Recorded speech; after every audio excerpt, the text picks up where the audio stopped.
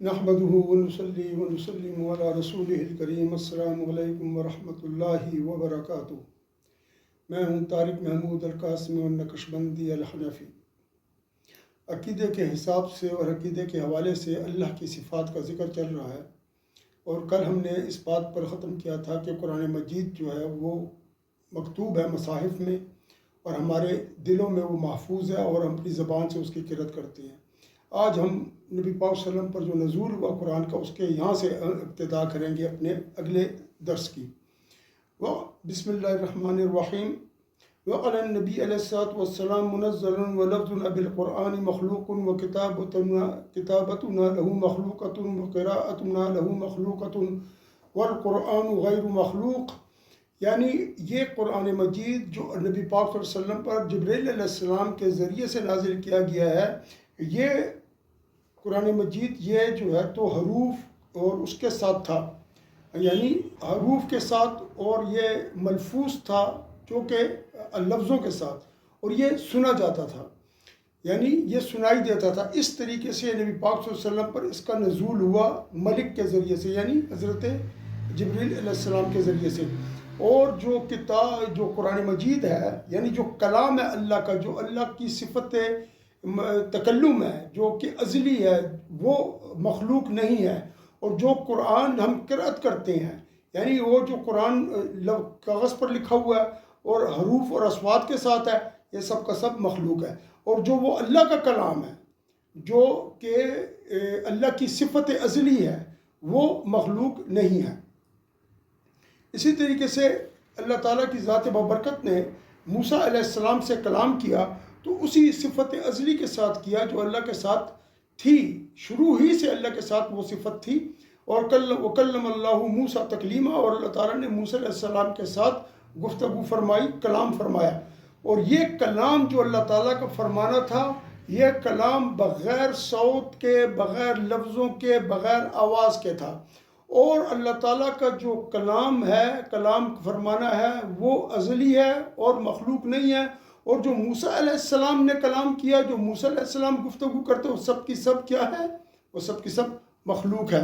اور اللہ تعالیٰ خالق تھے ازل میں بھی، جبکہ انہوں نے کوئی تخلیق نہ فرمائی تھی۔ اور اللہ تعالیٰ کلیم تھے، یعنی اللہ تعالیٰ کلام کرنے والے تھے، اللہ تعالیٰ متکلم تھے۔ اللہ تعالیٰ کلیم نہیں، اللہ تعالیٰ متکلم تھے۔ اور کلیم موسیٰ علیہ السلام کی صفت ہے کہ انہوں نے اللہ تعالیٰ سے کوہ طور پر اللہ تعالیٰ نے ان سے کلام فرمایا، اور انہوں نے بھی اللہ تعالیٰ کے حضور میں ان کا کلام سنا۔ تو جب اللہ تعالیٰ نے موسیٰ علیہ السلام سے کلام فرمایا، تو اس کلام کے ذریعے کلام فرمایا جو کہ ان کی صفت تھی ازل میں۔ ایسا نہیں تھا کہ وہ صفت تخلیق ہوئی ہو یا مخلوق ہوئی ہو، نہیں۔ جب کچھ بھی نہیں تھا، اللہ تعالیٰ تھے، تو تمام صفات اللہ تعالیٰ کے ساتھ موجود تھیں۔ تو اللہ تعالیٰ نے جب موسیٰ علیہ السلام سے کلام فرمایا، تو اسی صفت کے ساتھ کلام فرمایا۔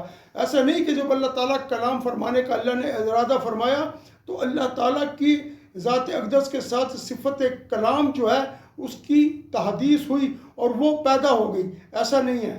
بلکہ اللہ تعالیٰ کی ذات بابرکت، ان کا جو وجود بابرکت ہے، رب کریم کا واجب الوجود ہے، وہ ہر قسم کی عیب سے اور نقص سے پاک ہے، اور ان کی ذات اقدس میں کسی قسم کا کوئی تحدث پیدا نہیں ہو سکتا۔ تحدث کا مطلب یہ جو تحدیث ہوتی ہے، یا جو حدث ہوتا ہے، اس کا مطلب یہ ہوتا ہے کہ کوئی نیا کام کسی جگہ پر وقوع پذیر ہو۔ جیسے میں بیمار ہوتا ہوں، میرے جسم میں درد شروع ہو جاتا ہے، یہ حدث ہے۔ مجھے کھانسی آتی ہے، یہ بھی حدث ہے۔ جب میں ٹھیک ہو جاتا ہوں، یہ غائب ہو جاتی ہے۔ جب میں بیمار ہوتا ہوں، مثلاً کوئی اور مجھے بیماری لگ گئی، تو مجھے اس جگہ پر کوئی اور علامات شروع ہو جائیں گی۔ یہ تمام کی تمام علامات جو ہیں، ان کو حدث کہا جاتا ہے، یعنی یہ نو پیدا ہیں، نئی پیدا ہونے والی اشیاء ہیں۔ اللہ تعالیٰ میں کوئی بھی چیز نئی پیدا نہیں ہوتی، نہ اللہ تعالیٰ کے اندر کوئی چیز ختم ہوتی ہے۔ الان کما کان، اللہ تعالیٰ آج بھی ویسے ہی ہیں جیسے وہ پہلے تھے، ازل سے تھے۔ اللہ تعالیٰ میں کوئی تبدیلی نہیں آتی کسی قسم کی بھی۔ اچھا، اور اللہ تعالیٰ کی جو صفات ہیں، وہ مخلوق کی صفات کے ساتھ کسی بھی قسم کی تشبیہ نہیں رکھتی، کوئی مشابہت اس میں نہیں ہے۔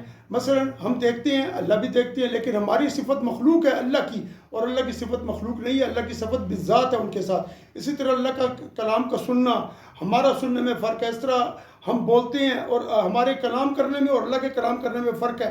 فرق کیا ہے کہ ہمارا سب کچھ مخلوق ہے، اللہ نے تخلیق کیا ہے، اور اللہ تعالیٰ کی کوئی شے مخلوق نہیں ہے۔ اللہ تعالیٰ واجب الوجود ہیں، بالذات قائم ہیں، اور ان کی جو یہ بالذات حیثیت ہے جس کے اندر وہ واجب الوجود کا مقام اور درجہ رکھتے ہیں، وہ کسی اور کے پاس نہیں ہے۔ تو جو واجب الوجود ہوتا ہے اس کے پاس جتنا کچھ ہوتا ہے وہ خود اس کا اپنا ہوتا ہے، اس کے اندر کسی غیر کی کسی قسم کی کوئی مداخلت نہیں ہوتی۔ اس طریقے سے اللہ تعالیٰ کا قرآن میں یہ چیز ثابت ہے، وَلَهُ يَدٌ وَوَجْهٌ وَنَفْسٌ كَمَا ذَكَرَهُ اللَّهُ تَعَالَى فِي الْقُرْآنِ، اور اللہ تعالیٰ کے لیے ہاتھ ہے لیکن ہمارے ہاتھ کی طرح نہیں، اللہ تعالیٰ کے لیے چہرہ ہے لیکن ہمارے چہرے کی طرح نہیں۔ وجہ سے مراد، میں آپ کو سمجھانے کے لیے چہرے کا لفظ کہہ رہا ہوں، ورنہ اس کا ترجمہ کرنا بھی ٹھیک نہیں ہے۔ وجہ سے مراد وہی ہے جو اللہ تعالیٰ نے وجہ سے مراد لیا ہے۔ فَأَيْنَمَا تَوَلُّوا فَثَمَّ وَجْهُ اللَّهِ، تو تم جس طرف بھی منہ پھیرو گے تمہیں اللہ کا وجہ ادھر ہی نظر آئے گا۔ تو چہرے کے ذریعے سے میں نے یہ جو چیز ہے نا اس کو وجہ کہتے ہیں۔ تو اللہ کا وجہ اس طرح نہیں ہے جس طرح میرا آپ چہرہ دیکھ رہے ہیں، تو اس لیے اس کا ہم چہرے کے ساتھ معنی نہیں کریں گے۔ میں اس کا چہرے کے ساتھ معنی بالکل نہیں کرتا۔ ہمارے جو بزرگ گزرے ہیں، ہمارے جو علماء گزرے ہیں، انہوں نے بھی بہت احتیاطیں اس میں کی ہیں، تو آپ نے بہت احتیاط کرنی ہے۔ یہ ہاتھ ہے ہمارا، یہ ید ہے، لیکن اللہ کا ید اس طرح نہیں ہے، وہ بے مثل و بے مثال ہے، اور وہ اسی طریقے سے جس طریقے سے اللہ تعالیٰ نے اس سے مراد لیا ہے، اور اللہ تعالیٰ نے اس تمام چیزوں کا ذکر قرآن مجید میں کیا ہے۔ تو اللہ تعالیٰ نے جو قرآن مجید میں ذکر کیا اپنے کلام میں، اپنے وجہ کا، ید کا، نفس کا، ٹھیک ہے نا جی، تو وہ اللہ تعالیٰ کی صفات ہے بلا کیف، یعنی ہاتھ ترجمہ اگر میں کرتا ہوں ید ہاتھ، وجہ یہ میں نے بتا دیا، اس طریقے سے نفس اس سے مراد ذات ہے۔ تو یہ تمام صفات ہیں اللہ تعالیٰ کی بلا کیف، کا مطلب ہے کہ آپ اس کو، یعنی اس کے اندر آپ کوئی مادی کیفیت کو نہیں ڈھونڈ سکتے، یہ بلا کیف ہے۔ آپ اس کو کوئی صورت نہیں دے سکتے، آپ اس کو کسی چیز کے ساتھ تشبیہ نہیں دے سکتے۔ جب میں کہتا ہوں یہ ہاتھ، تو جب آپ اللہ کے ہاتھ کو اس ہاتھ کے ساتھ تشبیہ دیں گے نا تو یہ کیف میں آ جائے گا، اور اللہ کی صفات بلا کیف ہے۔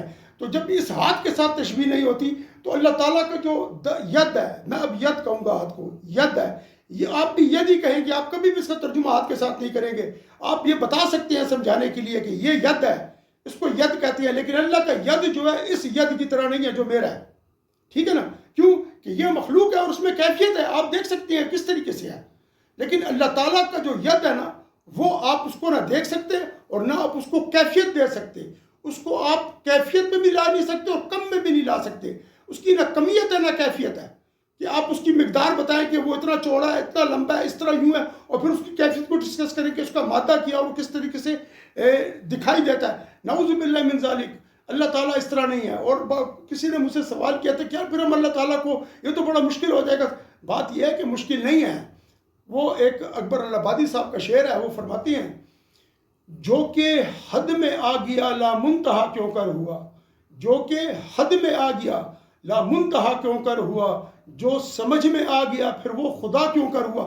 جب اللہ آپ کی سمجھ میں آ گیا، آپ کو پتہ چل گیا یہ اللہ کی آنکھیں ہیں، یہ اس طرح سنتا ہے، اس طرح دیکھتا ہے، یہ چیزیں یوں ہیں، اور یہ ان کے ہاتھ ہیں اور اس کی کیفیت یہ ہے، اس کی کمیت یہ ہے، تو پھر اللہ میں اور ہم میں فرق کیا رہ گیا؟ ہمارا یہ ہاتھ اللہ کے بھی ایسا ہاتھ ہے، تو پھر اللہ کے اور ہمارے اندر فرق کیا رہ گیا؟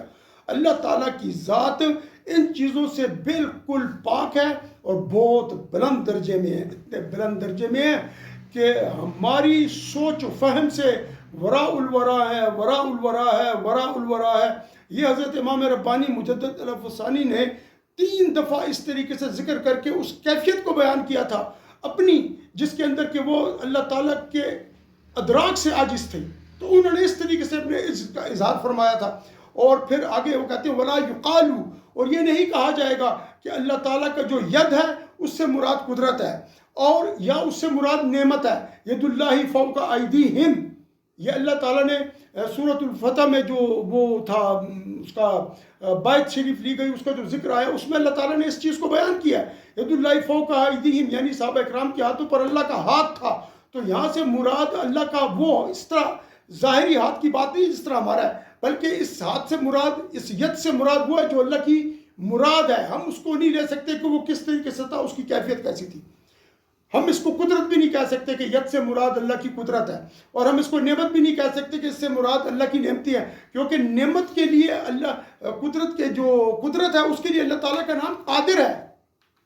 اس طرح اللہ تعالیٰ جب کسی کو نعمت دیتے ہیں تو اللہ تعالیٰ کی ایک صفاتی نام ہے منعم، نعمت کا دینے والا۔ تو ہم پھر ان چیزوں سے اللہ تعالیٰ کی اس حقیقی صفت کو جو ید کے ذریعے سے اللہ تعالیٰ نے ہمیں بتائی، تو اس کے اندر پھر تبدیلی آ جائے گی اور ابدال صفت ہو جائے گا، یعنی جو اللہ تعالیٰ کی صفت ہے نا ہم اس کو باطل قرار دے دیں گے، ہم اس صفت کو جو اللہ کی مراد ہے ہم اس سے نکال لیں گے۔ تو یاد رکھیے ایسا ہرگز نہیں کرنا، جتنی بھی صفات آپ کے پاس آئیں اور ان صفات جو آپ کو سمجھائی جائیں اور اس صفات کے اوپر آپ کے دماغ میں کوئی خیال آئے، کوئی تصور آئے کہ ید کی اس طرح ہوگی اور یہ اس طرح ہوگا اور کلام اس طرح ہوگا، تو آپ سمجھ جائیں کہ آپ کے ذہن میں جو چیز آ رہی ہے اللہ تعالیٰ کی صفات اس جیسی نہیں ہے، کہ اللہ بے مثل و بے مثال ہیں۔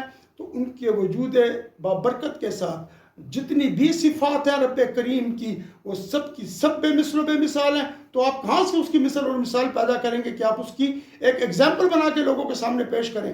تو جو ذات بے مثل و بے مثال ہے اس کی ایگزامپل نہیں دی جا سکتی۔ اور یہ جو ہے نا اہل قدر اور اعتزال، یہ وہ لوگ ہیں جو کہ اس طریقے سے اللہ تعالیٰ کی صفات کو قدرت اور نعمت کے ذریعے سے بیان کر کے ان صفتوں کا ابدال کرتے ہیں۔ اور اہل قدر یہ ہی معتزلہ ہیں، اور یہ اس میں امامیہ ہیں جو کہ شیعوں کا ایک فرقہ ہے۔ شیعوں میں ایک فرقہ ہے، اس فرقے کا نام فرقہ امامیہ ہے۔ وہ جو ہے نا تو وہ ان صفات کا انکار کرتے ہوئے ان کی تعویل کر کے ان کو ید کو قدرت کہتے ہیں اور نعمت سے اس کی تشبیہ کرتے ہیں، یہ بالکل غلط ہے۔ تو یہ جو معتزلہ ہیں اور قدریہ ہیں یہ وہ لوگ ہیں، اس میں شیعہ بھی داخل ہیں، امامیہ فرقہ شیعہ کا داخل ہے قدر میں اور اس میں، اور یہ وہ لوگ ہیں کہ جو اللہ تعالیٰ کی صفات کا ابطال کرتے ہیں اور صفت کا بطلان کرتے ہیں، اور اس طریقے سے وہ اللہ تعالیٰ کی صفات کے اندر اپنی طرف سے چیزوں کو داخل کر دیتے ہیں، جس کی وجہ سے وہ تمام کی تمام چیزیں جو ہے نا وہ اس طریقے سے ہو جاتی ہیں جس طرح ایک مخلوق کے ساتھ ان کی تشبیہ پیدا ہو جاتی ہے۔ لیکن وَلَكِنْ يَدَهُ صِفَتُهُ بِلَا كَيْفٍ وَغَضَبُهُ وَرِضَاهُ صِفَتَانِ مِنْ صِفَاتِ اللَّهِ تَعَالَى بِلَا كَيْفٍ خَلَقَ اللَّهُ تَعَالَى الْأَشْيَاءَ لَا مِنْ شَيْءٍ، یعنی لیکن جو ید ہے وہ اللہ تعالیٰ کی صفت ہے بلا کیف، آپ اس کو کسی بھی قسم کی تکییف میں اس کو کیفیت میں لے کر نہیں آ سکتے۔ دیکھیں میرا یہ ہاتھ ہے، اس کی یہ کیفیت اور اس کی کمیت ہے۔ کمیت اس کی یہ ہے کہ یہ دیکھیں یہ اس کی یہ چوڑائی ہو گئی، یہ اس کی لمبائی ہو گئی، یہ اس کی کمیت ہوگی، اور اس کی کیفیت دیکھیں یہ اس کی کیفیت ہے۔ اس کے اندر انگلیاں نظر آ رہی ہیں، اس کے اندر ہتھیلی ہے، یہ کیفیت سے اس کا مادی چیز آپ کو نظر آتی ہے، اور کمیت اس کی چوڑائی لمبائی سے اس کو آپ کی اس ہاتھ کی مقدار نظر آتی ہے۔ اللہ تعالیٰ اس چیز سے پاک ہے۔ اور اللہ تعالیٰ کا جو غضب ہے اور جو اس کی رضا ہے اللہ کے کریم کی، یہ بھی صفت ہے۔ اللہ تعالیٰ کافروں پر غضب فرماتے ہیں، اللہ تعالیٰ ظالموں پر غضب فرماتے ہیں، اللہ تعالیٰ نیک لوگوں سے راضی ہوتے ہیں، اپنی رضا سے ان کو نوازتے ہیں۔ تو یہ تمام صفات بلا کیف ہے، یعنی ان صفات پر ایمان لانا واجب ہے ہمارے لیے، لیکن ان کو کسی صورت کے اندر قبول کرنا یا کوئی صورت دیکھ کے اپنے لیے سمجھنے کے لیے آسانی پیدا کرنا یہ حرام ہے، اور یہ کفر اور شرک کی طرف لے کر جاتا ہے۔ اس چینل کو سبسکرائب کیجئے اور بیل آئیکن کو پریس کر دیجئے تاکہ آپ کو اس کا جو نوٹیفیکیشن ہے فوراً ملتا رہے۔ اور اس جہاد میں جو کہ لوگ آج کل جس طریقے سے اللہ تعالیٰ کی ذات بابرکت کے اندر انہوں نے جو ہے تو اس ذات کے ساتھ کفر و شرک شروع کیا ہوا ہے، اللہ تعالیٰ کی صفات کو عجیب و غریب انداز میں پیش کر رہے ہیں، اس سے بچنے کی کوشش کیجیے اور دین کو سمجھیے، کیونکہ عقیدہ بہت زیادہ ضروری ہے کہ آپ اس کو سمجھیں۔ اور اگر آپ کو سمجھ نہیں آ رہا تو کمنٹ باکس میں آپ اپنا سوال تحریر کیجئے، میں اس پر جواب کمنٹس میں بھی دے دوں گا، اگر ضروری سمجھا میں اس پر پوری ویڈیو بنا دوں گا۔ اور ان تمام حضرات کا، بہن بھائیوں کا، سب کا بہت شکریہ جنہوں نے چینل کو سبسکرائب کیا ہے۔ اللہ تعالی ہمیں اور آپ کو ہر مشکل سے حفظ و امان میں رکھے، اور نبی پاک صلی اللہ علیہ وسلم کا اور اللہ ہمیں اپنا سچا عشق و محبت دے، تاکہ ہم دین پر عمل کر کے اور دین کو اس روح اور اس جذبے کے ساتھ اور اس طریقے کے ساتھ پھیلا سکیں جس طریقے سے نبی علیہ السلام نے دین کو پھیلایا۔ وآخر دعوانا ان الحمد للہ رب العالمین، وصلی اللہ تعالی علی خیر خلقہ ونور عرشہ محمد وعلی آلہ واصحابہ اجمعین برحمتک یا ارحم الراحمین۔